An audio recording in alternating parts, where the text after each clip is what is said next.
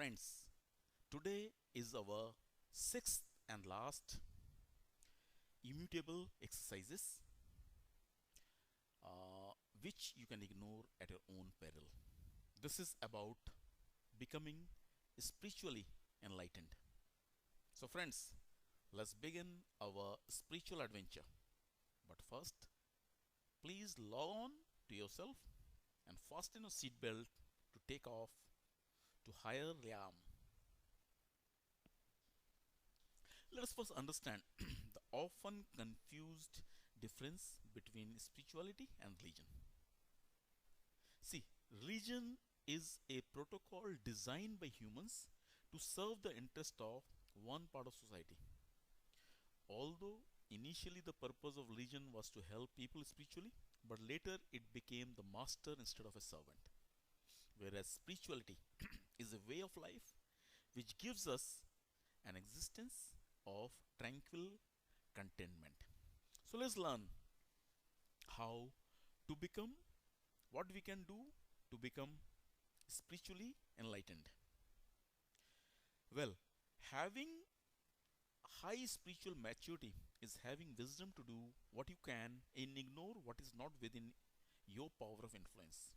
Plus, living the life your way while creating harmony with nature, self, and others. So, let us learn few points. The first point, to start your spiritual odyssey, you have to start with the understanding that the purpose is to be happy along with making others happy. This is the foundation for spiritual enlightenment. Now, second, search for, look around and create opportunity to make meaningful, positive difference to anyone and everyone. Then do it through putting your efforts and giving time in this pursuit. Now, third, whenever you come across any helpless person, creature, try to help.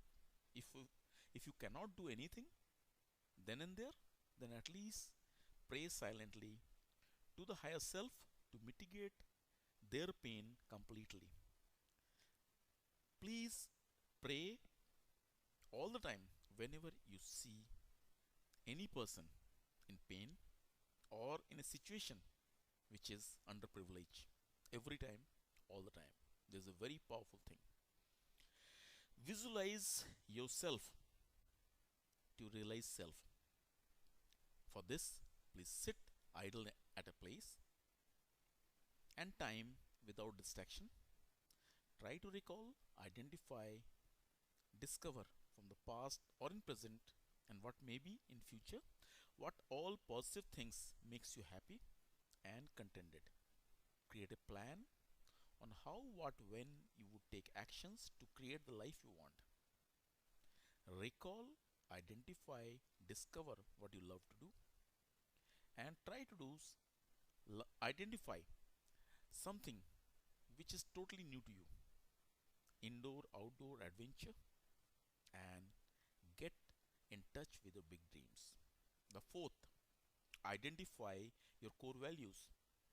Example, respect, listening, caring, helping, honesty, courage, etc., which are absolutely non negotiable. Then commit yourself to living by these at any cost, at every cost, in every situation. Sixth, going in for silence retreat. This is different than visualization. You will sit in a noiseless, comfortable place and just sit in a position and observe your thought without putting in effort to affect their passage. This is a be aware stage. Slowly, if you do not do anything, the mind will become silent as well. Sit for as long as you can. There should not be any binding on time. Seventh, practicing dynamic meditation. This is started by Osho, and you can find the complete guided audio directions as well as how to do the various morning, evening, and night meditation in our website as well. Eighth, doing dance therapy. The day you feel free to dance without any music or occasion at any place and in any situation, you will be connected deeper with yourself.